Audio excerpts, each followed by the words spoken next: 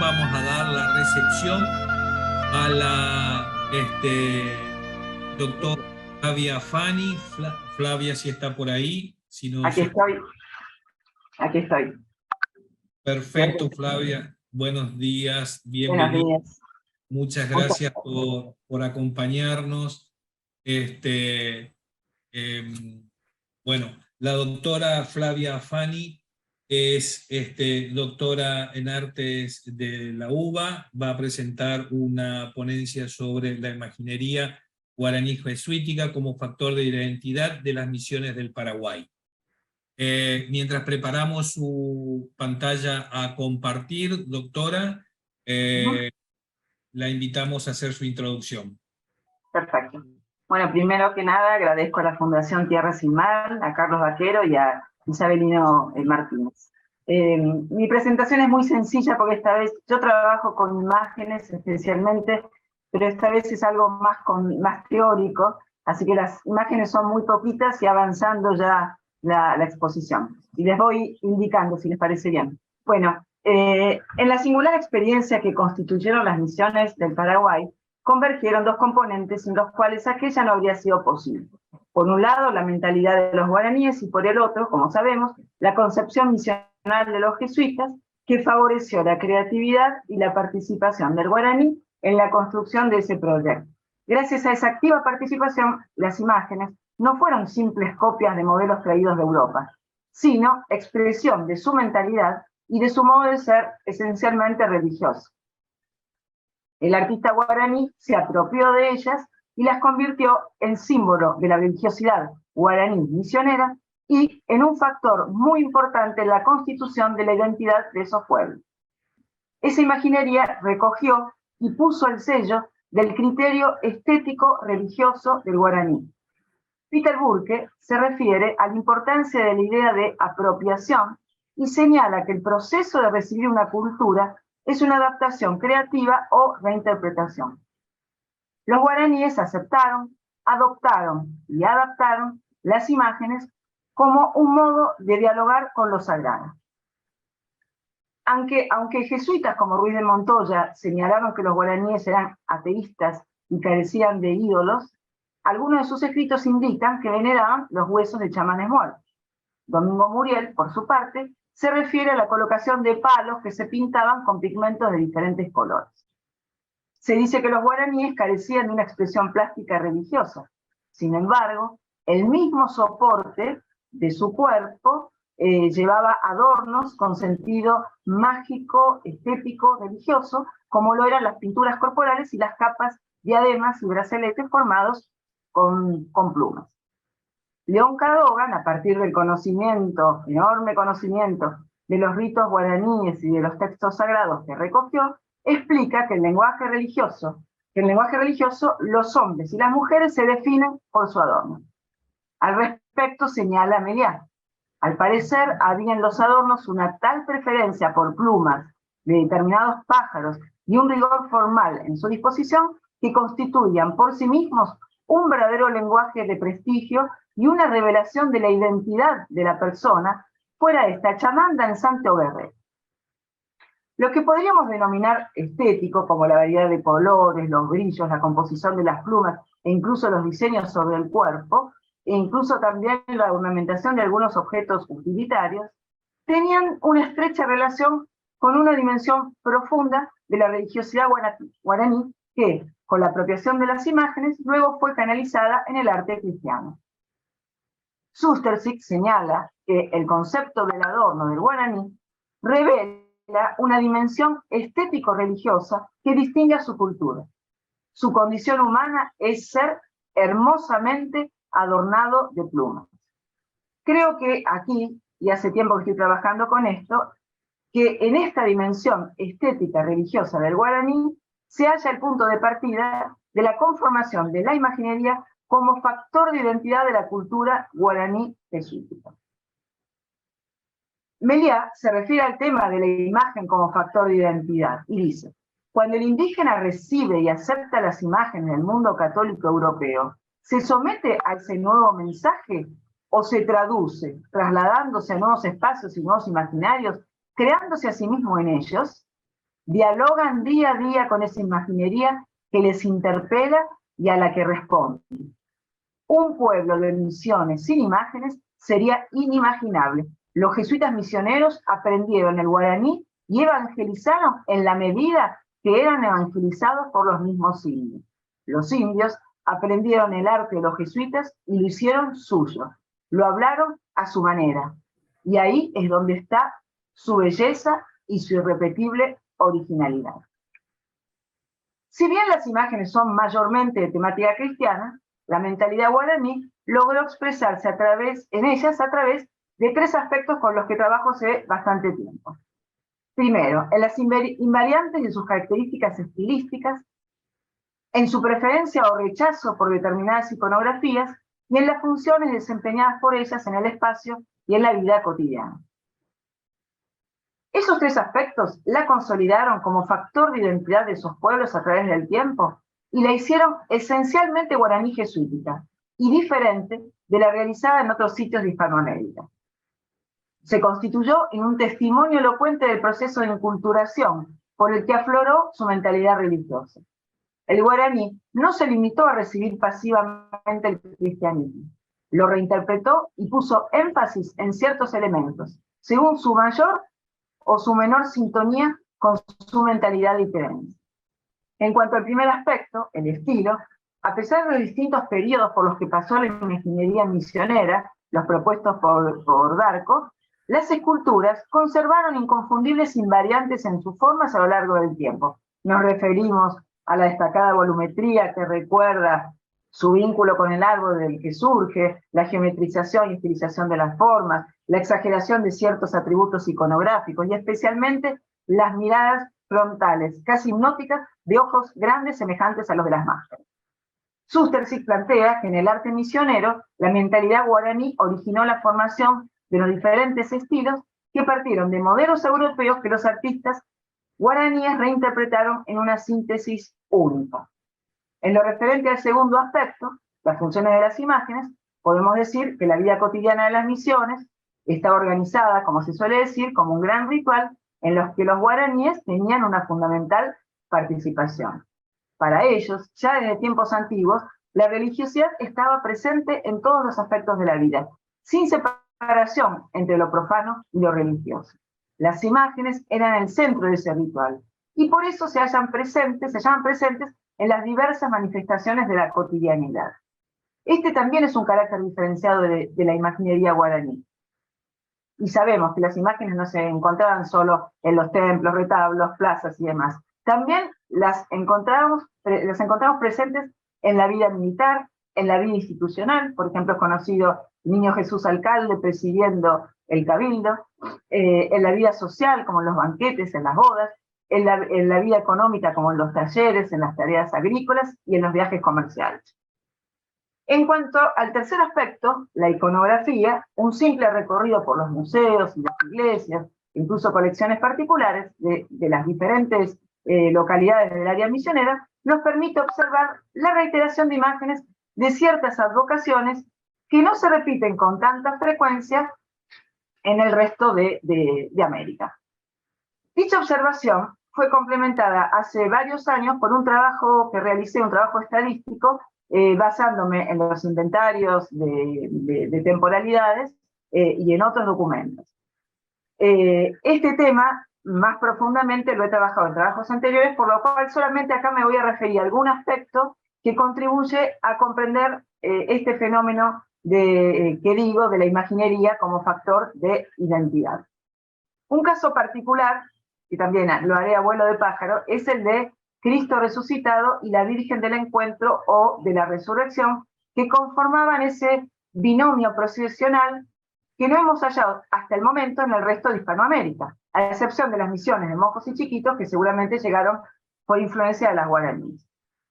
Esas imágenes eran protagonistas de una exultante procesión en la madrugada del domingo de Pascua, minuciosamente relatada por el padre Cardiel, en la cual no me detengo ahora.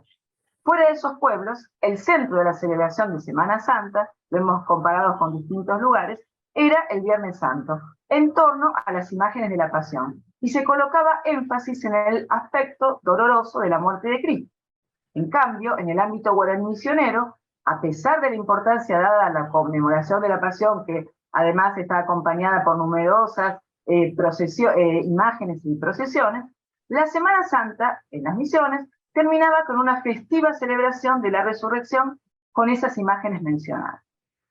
Entre los guaraníes, el mito de la tierra sin mal era una posibilidad para quienes alcanzaran la perfección y se aspiraba a llegar a ella sin atravesar el trance de la muerte.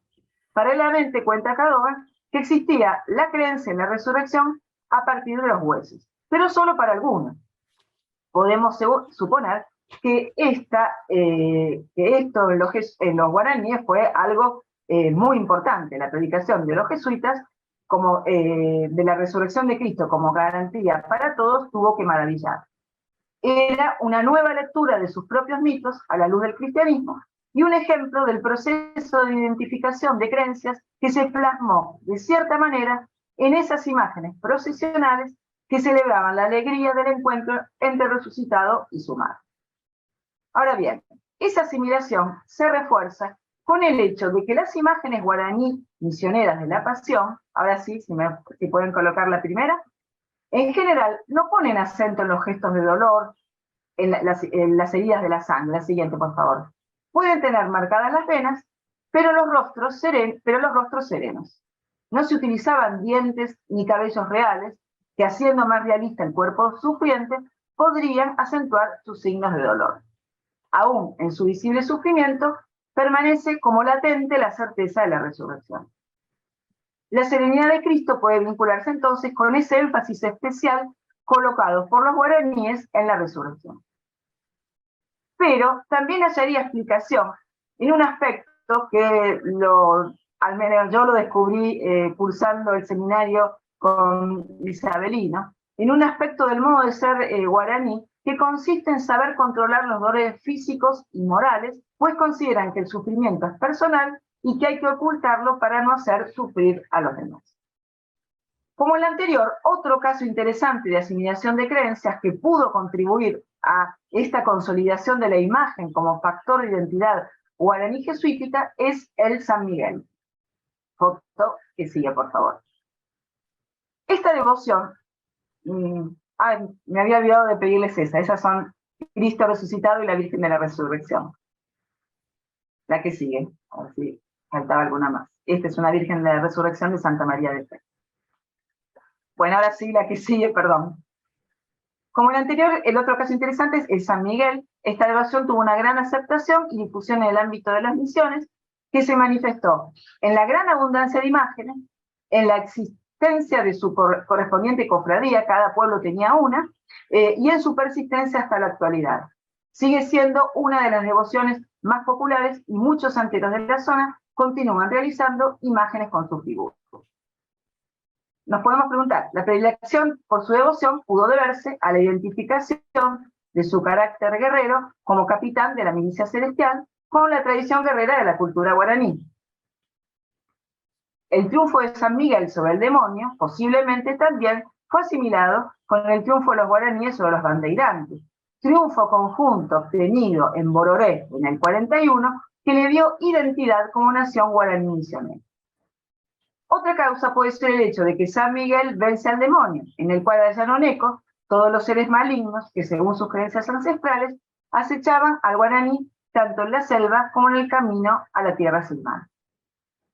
Otras atribuciones del arcángel, como socorrer a los hombres en el trance de la muerte, permitir el acceso de las almas al paraíso y presentarlas ante Dios, seguramente hicieron lo suyo. Según Metró, a la tierra sin mal, después de diferentes pruebas, llegaban ciertos muertos privilegiados, pero también se abría a los vivos que tenían el coraje y la constancia de observar ritos agotadores guiados por el poder sobrenatural de un chamán. Podemos suponer que San Miguel, en su atribución de conducir y presentar las almas al paraíso, fue asociada con la figura del chamán conductor de los guaraníes hacia la tierra sin mal. De hecho, hay algunas imágenes de San Miguel de las misiones que poseían una suerte de adorno plumario que podría vincularse con el de los chamanes. Señales de que la imaginería de las misiones fue un factor importante en la conformación de esa identidad guaraní jesuítica puede rastrearse desde los tiempos misionales hasta la actualidad. Un recorrido por fuentes como las cartas Samos y otros escritos nos dan un amplio panorama al que aquí solo haré algunas referencias.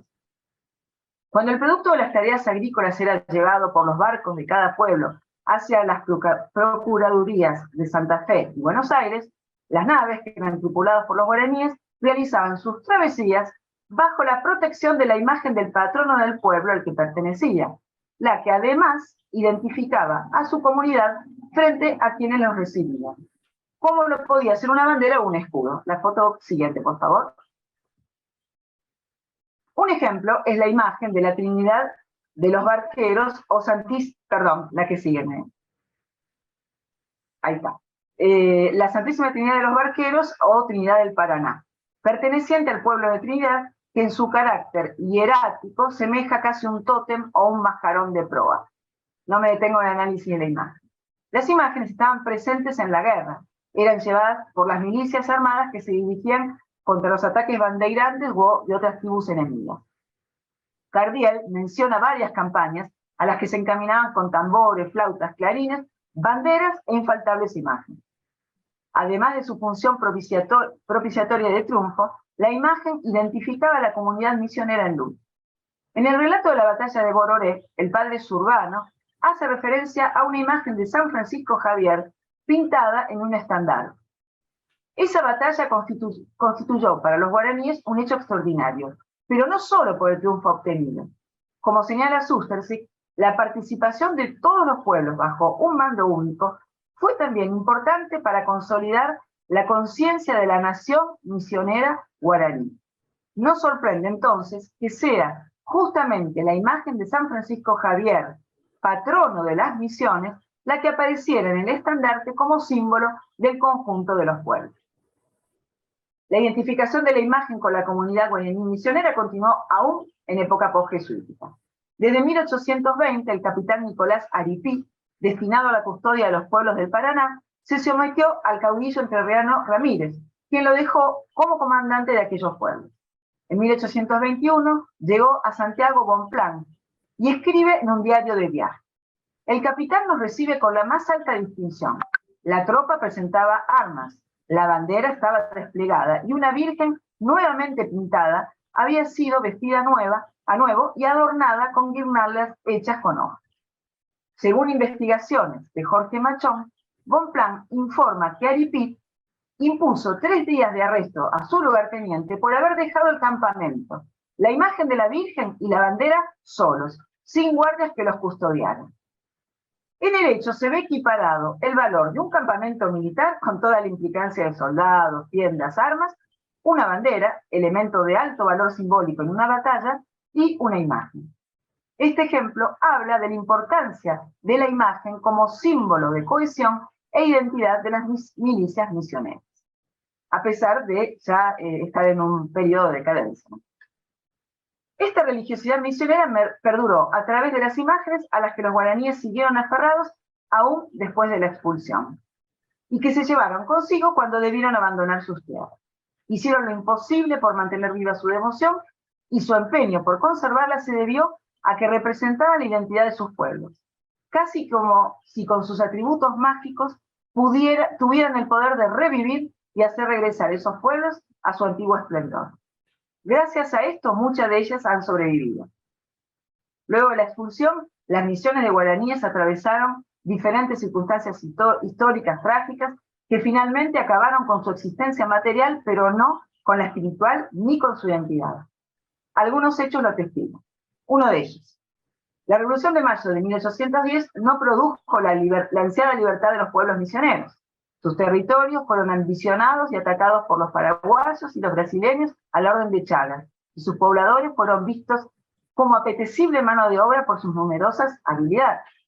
En 1815, Artigas creó la Liga de los Pueblos Libres y designó como gobernador de la provincia de Misiones al guaraní Andresito.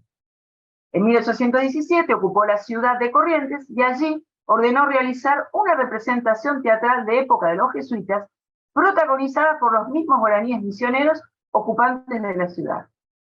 Para calmar los ánimos, frenar la hostilidad de los correntinos y favorecer la convivencia, Andresito recurrió a una manifestación artístico-religiosa que los enorgullecía e identificaba como procedentes de aquellos pueblos. Aunque no se hace referencia directa a imágenes, posiblemente estuvieran presentes como solía suceder en las representaciones teatrales de las misiones. A Andresito igual no le fue muy bien. Otro hecho. Fructuoso Rivera se había convertido en el protector de las misiones. Cuando se enteraron de que las 7 misiones orientales pasarían a formar parte del territorio brasileño, las autoridades de sus pueblos decidieron huir las autoridades y todo el pueblo decidió huir hacia el estado oriental bajo la conducción de Rivera. Participaron del éxodo que comenzó en diciembre de 1828, los pueblos con 6.000 personas. Cargaron todo lo que pudieron en las carretas, imágenes, campanas, objetos de culto. Y al respecto dice Oscar Padrón Fabre: esos objetos sagrados tenían un profundo valor simbólico para los indígenas. Constituían el eslabón más concreto que los unía espiritualmente con la perdida edad de oro en la civilización guaraní misionera, a la que aspiraban poder volver algún día. Un testigo del éxodo, Manuel Pueyrredón, lo describió más como una procesión que como una huida. Hace referencia a imágenes que seguramente eran las patronales y también a pequeñas imágenes de devoción doméstica que se llevaban consigo como preciados bienes. Y decía: el pueblo conducía multitud de santitos. Ya en el territorio de la actual República del Uruguay, fundaron Santa Rosa del Cuaraín o Bella Unión. Basándose en un documento escrito por los jefes de los 7 pueblos a Fructuoso Rivera, que es transcrito en la obra de Padrón Fabre, Sustersic destaca que es llamativo el hecho de que en Bella Unión los indios se hubieran preocupado por construir las correspondientes capillas tutelares para poder cobijar las imágenes de sus patronos antes que construir las casas para las familias y los cuarteles de los soldados. Este hecho remarca aún más que las raíces, el fundamento de esos pueblos, estaba en su religiosidad, la que alcanzaba visibilidad justamente a través de sus amadas imágenes. Los guaraníes de Bella Unión, sufrieron numerosos ataques y finalmente tuvieron que dispersarse en 1831. Los que permanecieron junto a Rivera fundaron en 1832 San Borja de Rí. Así encontramos otra referencia a la importancia de las imágenes como estandarte de identidad guaraní jesuítica. Es el caso, nuevamente mencionado por Padrón Fabre, de la mayordoma Luisa Tirapiré. Era viuda del antiguo corregidor de ese pueblo y famosa por su liderazgo, que se debió a que era justamente quien custodiaba las imágenes misioneras del pueblo. Era la que custodiaba el lugar que hacía las veces de oratorio, que no era más que su casa, que lo había convertido en un lugar de reunión y de culto de los guaraníes que habían migrado. Ella era quien dirigía las oraciones en guaraní y todas las antiguas devociones. Padrón Fabre destaca que crónicas de la época la calificaban como la vestal máxima de la comunidad. En Corrientes, aquella antigua religiosidad se conserva en la persistencia de las devociones y como un símbolo de esa identidad de la cual los pobladores se sienten muy orgullosos. Me pasó que cuando empezaba el trabajo con las imágenes, fui a visitar el Museo de Yapeyú, lo encontré cerrado, entonces fui a la municipalidad a preguntar en qué horario se abría y me recibió un señor muy amable que resultó ser el intendente, que cuando se enteró de que iba a estudiar las imágenes, dice: no te preocupes, llamo al encargado que lo abra para vos. Abre el encargado, está un rato comentando del amor de sus imágenes, contándome historias que le habían contado. Cuando regreso a la municipalidad a agradecer al intendente, yo estaba con mi familia, dice: vengan con tu familia, que tengo que mostrarles algo muy valioso que guardo en mi casa. Cuando llego a la casa me recibe su mujer, muy cariñosa, como si me conociera de toda la vida, y nos lleva a ver una urna vidriada donde tenía unos cuantos santos y santitas, que me relató que los había heredado de una legítima pariente que era descendiente de los guaraníes misioneros. La sacó de la vitrina, las puso sobre la mesa, me dice, para que puedan tenerlas cerca. Y acto seguido comenzó a cantar en guaraní y recitó unas poesías en guaraní que había hecho hacía un tiempo. Cuando nos fuimos, como símbolo de aprecio por esa vinculación establecida a partir de las imágenes, me regaló una punta de flecha de guaraníes. Bueno, esto es un hecho que a mí me marcó mucho de la importancia de la imagen. Y bueno, últimamente son muy conocidos dos casos en los que se da una particular pervivencia de la cultura guaraní jesuítica hasta hoy, y me refiero a los pueblos correntinos de Loreto y San Miguel, que fueron fundados por los guaraníes misioneros que en 1817 tuvieron que huir de sus pueblos sobre el Paraná, destruidos por Rodríguez de Francia, y se refugiaron en los bordes de los esteros de Liberá, en un territorio que era una estancia jesuítica. Como señala Alfredo Poenitz, los cabildos de ambos pueblos, con su población guaraní misionera, no tuvieron otra alternativa que incorporarse a Corrientes 10 años más tarde. Ello permitió una sobrevivencia cultural de la población guaraní misionera que aún hoy mantiene muchas de sus formas originarias. Esto también se logró por cierto aislamiento geográfico y el difícil acceso de las rutas hasta la década del 90. En esa conservación cultural jugó y sigue jugando un papel muy importante como factor de cohesión identitaria toda la imaginería trasladada en las migraciones, tanto las patronales como otras de los pueblos, y también algunas pequeñas imágenes domésticas. Las imágenes guaraní jesuíticas que se conservan en ambos pueblos fueron inventariadas en la Academia Nacional de Bellas Artes en el año 82 y estudiadas por Darco y también por Poenitz. La foto que sigue, por favor. Loreto y San Miguel, que han tenido, esta es un San Miguel de Loreto. Loreto y San Miguel, que han tenido un origen en común, hoy conservan estrechos vínculos entre sí. Uno de estos, el más destacado, justamente se da en relación a la imaginería guaraní jesuítica. Es frecuente la participación recíproca en las procesiones, en las fiestas patronales de uno y otro pueblo, en las que no solo se hace presente la imagen del patrono, sino un montón de otras imágenes de diferentes advocaciones. Y van recorriendo con todas las imágenes, las escuelas, las calles, todos los lugares con muchísimas imágenes, al modo misionero. Recientemente, Laura Arruza Zavala ha inventariado y estudiado las imágenes devocionales de 20 capillas domésticas que se ubican en el área loretana. Allí hay pervivencia y recreación de elementos procedentes de la religiosidad en relación a las antiguas imágenes, pero también en relación a las que surgieron por incorporación de nuevas devociones en el lugar, como la Virgen de Itatí o la de Gauchito Gil. En las capillas domésticas conviven ambos tipos de imágenes, en una manifiesta interacción de la cultura guaraní jesuítica con la criolla.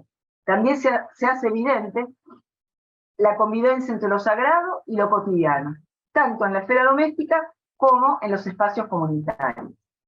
Desde tiempos fundacionales, las imágenes tuvieron protagonismo en la vida cotidiana y fueron articuladores de la memoria colectiva y transmitida de generación en generación hasta el día de hoy.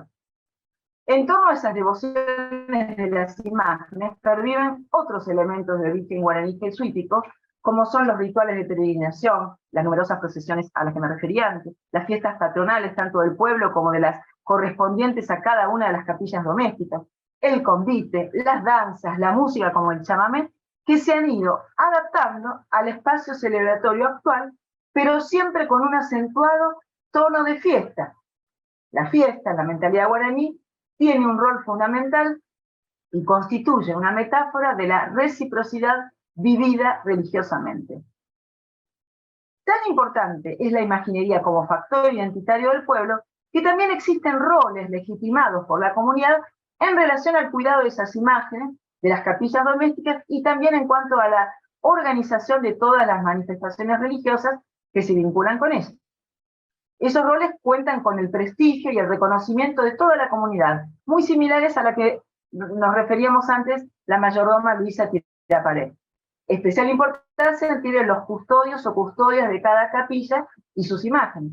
Es un rol que se hereda en general de la familia titular de la capilla y es una función que se asume con orgullo y mucha responsabilidad.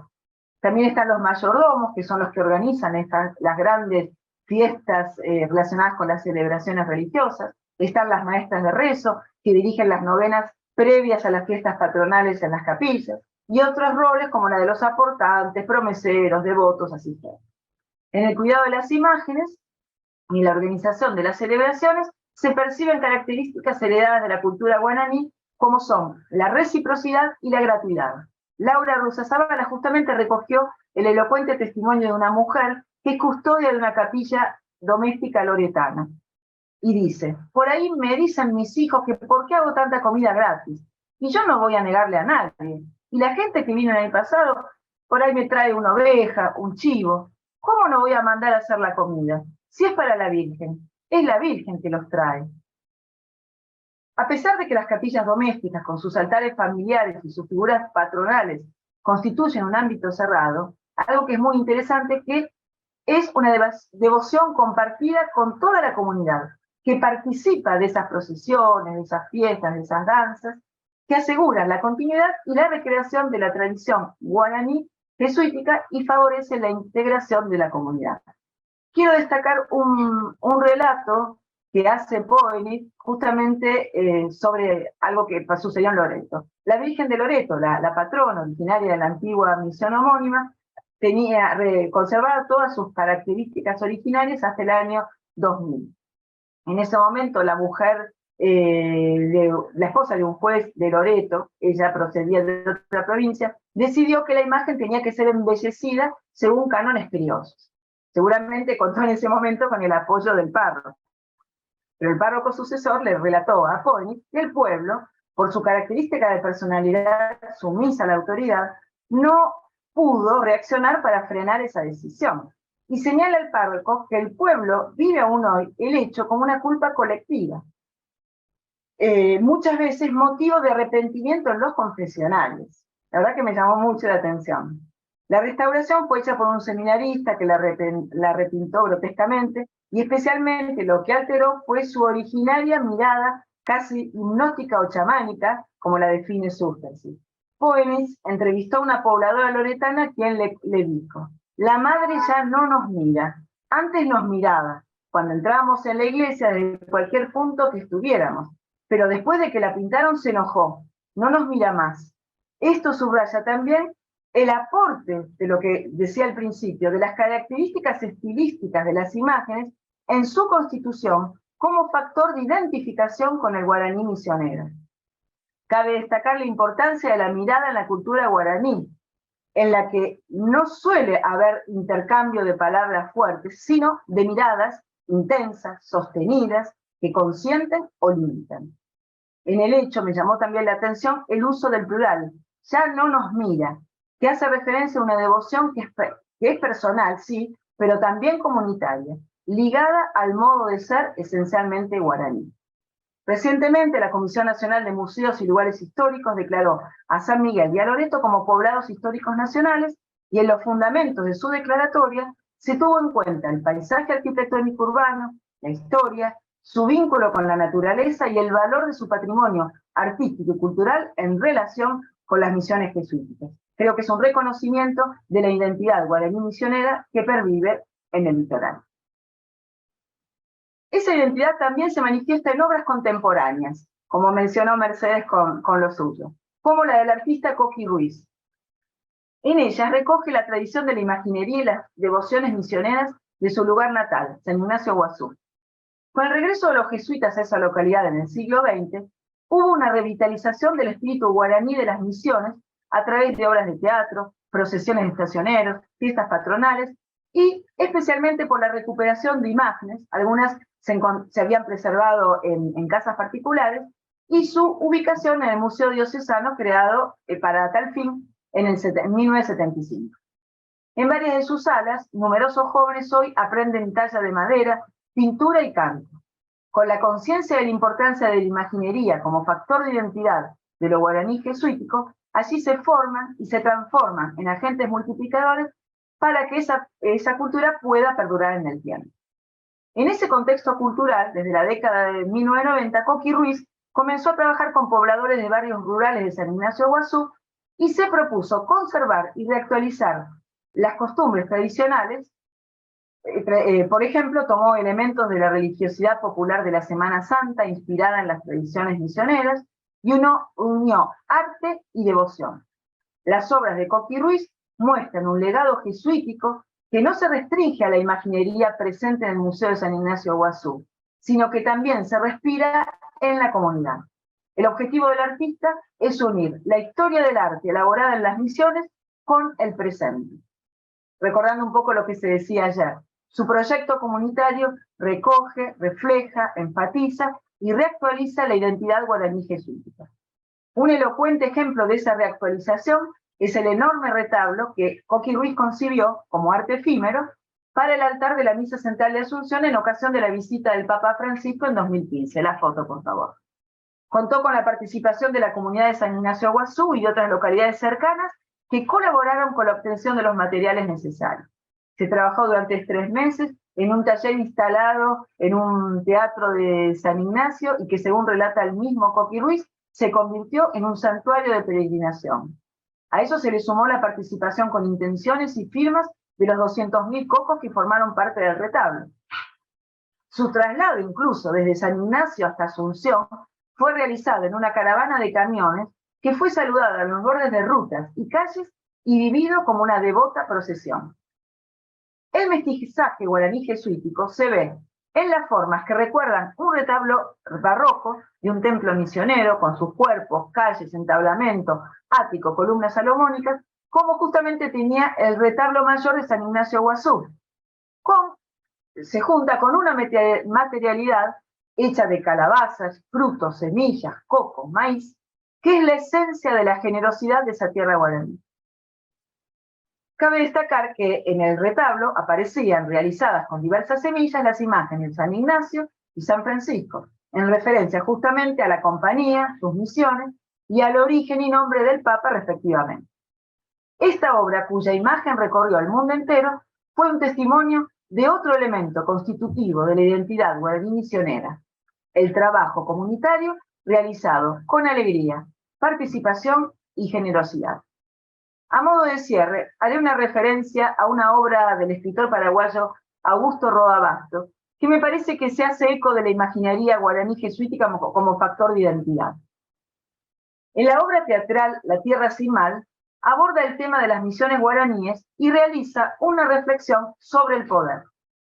Muestra la huella de los jesuitas en la cultura de la región y el nacimiento y conciencia de la identidad guaraní jesuítica. El núcleo de la obra se origina a partir de un personaje imaginado por el autor, el único jesuita que había logrado quedarse en las misiones luego de la expulsión y ocultar su identidad usando un nombre indígena. Meliá le confirmó a Roa Bastos que el jesuita imaginado había existido en la realidad. El escritor lo convirtió en el protagonista de su historia, que transcurre en las ruinas del Templo de Trinidad. Al final de la misma, Roa Bastos le hace decir: en estos grandes libros de piedra abandonados en la selva está escrita la verdadera historia de las misiones jesuíticas en la tierra guaraní. El recuerdo perdura hasta hoy en lo más hondo del modo de ser de estos pueblos. Aquí Roa Bastos deja vislumbrar que en el arte, el libro de piedra que habla con sus imágenes, perdura la identidad de las misiones jesuíticas. Ardizone, el director de la puesta en escena, también deja de manifiesto la importancia de lo identitario de las imágenes y lo hace transformando los comentarios de los personajes relatores propuestos por Roa Bastos en 2 ángeles esculpidos de las ruinas de la iglesia de Trinidad. Dice la estudiosa Sabrina Ramos: estos personajes aparecen como un desdoblamiento de las ruinas de Trinidad, reforzando su simbolismo. Las misiones son representadas como entidades vivas. La conexión con el mundo sobrenatural, tan presente en la cosmovisión guaraní, queda establecida por medio de los ángeles, paradigma de la unión singular en el ámbito misionero de los modelos del arte europeo aportados por los jesuitas y del imaginario guaraní.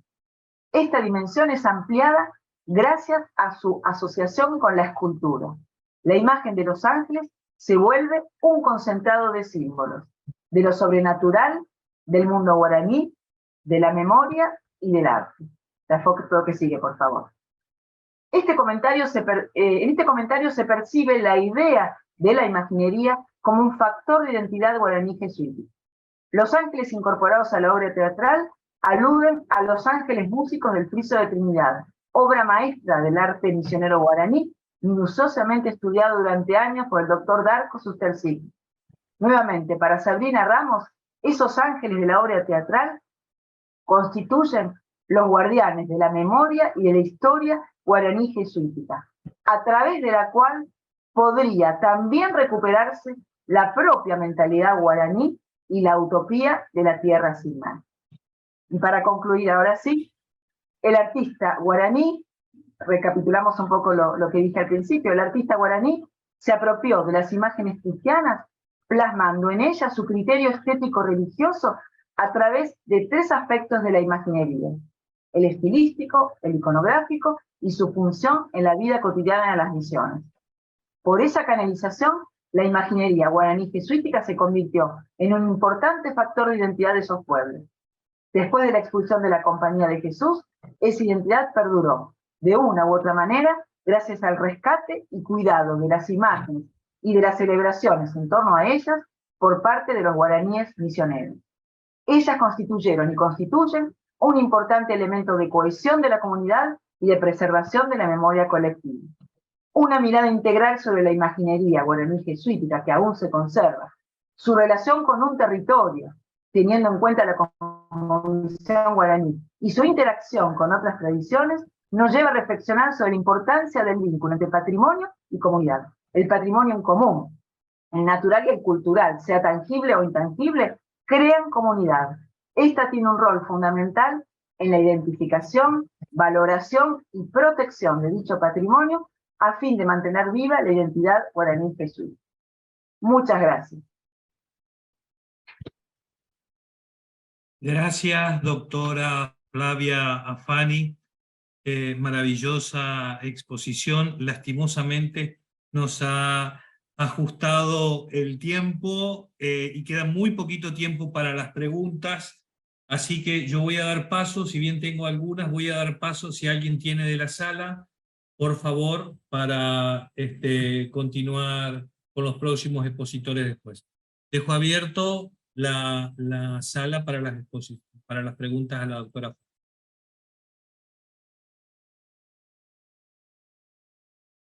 Bueno, leerá los comentarios Flavia, que están en el chat, y obviamente llegan muchas también de las redes, pero le vamos a dar, por cuestiones de tiempo, a los participantes del Zoom.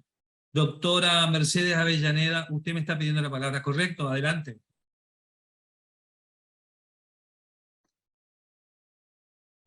Bueno, me gustó mucho la exposición de la doctora Flavia. Abarca un periodo enorme de las misiones y es un gran trabajo de interpretación conceptual de la relación entre los guaraníes y las imágenes que se fueron desarrollando. Solamente un pequeño comentario. Desde la antropología, nosotros trataríamos de estudiar cómo sería el proceso de apropiación, restringirnos a eso, al proceso de apropiación de los guaraníes, y ver cómo sabemos que la cultura cambia, y cambia en un proceso a lo largo del tiempo, que puede ser de aceptación, primero de resistencia, de aceptación, de superposición de sentidos, de recreación de sentidos finalmente, y creo que esto está muy ligado al trabajo de la doctora Fanny con las imágenes. Entonces, a través de una variable como el sentido que le dan los guaraníes a la percepción de la imagen, me parece que de alguna manera también puede ser un foco para un trabajo sobre la apropiación de sentidos de los guaraníes sobre las imágenes, y explicar un poco la pervivencia en la actualidad. Gracias, doctora. ¿Alguien más con preguntas? Yo quiero hacer un comentario, Flavia. La verdad que me pareció muy buena. Con cualquier segmento de los que ha transitado nos podríamos quedar conversando días. porque cada uno de ellos da para mucho, pero me gustaría detener en una zona que me comprende fundamentalmente lo que tiene que ver a las imágenes en el territorio de Corrientes. Usted citó lo de Loreto y San Miguel, más allá de la territorialidad y cómo se conformaron esas imágenes, esos territorios post-jesuíticos, mejor dicho, mucho tenía que ver con imágenes que ya estaban en capillas por ahí de la zona, y al producirse la expulsión, la gente del lugar se las apropia, pero me parece muy interesante también para lo que dijo la doctora Avellaneda, sumarle a los dos, que hay una forma, primero, la pintura de la Virgen de Loreto a mí me parece que es anterior, porque hay registros anteriores, inclusive de la pintura. Pero lo otro es que como hay muchos altares domésticos, muchas capillas personales o de familia, se permite pagar promesas o tributo al santo diciendo: señora, yo vengo a agradecerle a su santo porque me ha cumplido, quiero pintarla. Y literalmente, o embellecerla, y literalmente se la dan y la pintan a pincel. Sí, por eso es que están tan repintadas. Y tienen capas y capas y capas de pintura. Sin ningún matiz, o sea, justamente por esto. Son usados como objeto de devoción. Y un tema muy interesante que por ahí está el país Milcíades, y en algún momento nos puede ayudar quizás con esta historia también. No sé si se han fijado en las imágenes de tamaño un poco más pequeño, mediano, digamos, que faltan normalmente dedos. Sí. Las imágenes tienen quebradas los dedos. Y no se casualmente, sino el propio devoto le quiebra para llevarse algo del santo, su amuleto, su protección, su curundú, como dicen padre por ahí guaraní, digamos, a ese nivel llega desde donde pasa a ser un objeto de veneración a un objeto casi de dañarlo. Es una problemática, sí, nada, un comentario, es una problemática complicada, porque, claro, está eso, es arte, lo protegemos porque es arte, pero son imágenes vivas que están ahí, en una devoción. Entonces, bueno, realmente hay que sentarse a pensar. Tal cual. Va a dar mucho para hablar cuando hagamos las mesas redondas y las mesas de trabajo con estas cosas. Muy amable, doctora, muchas gracias.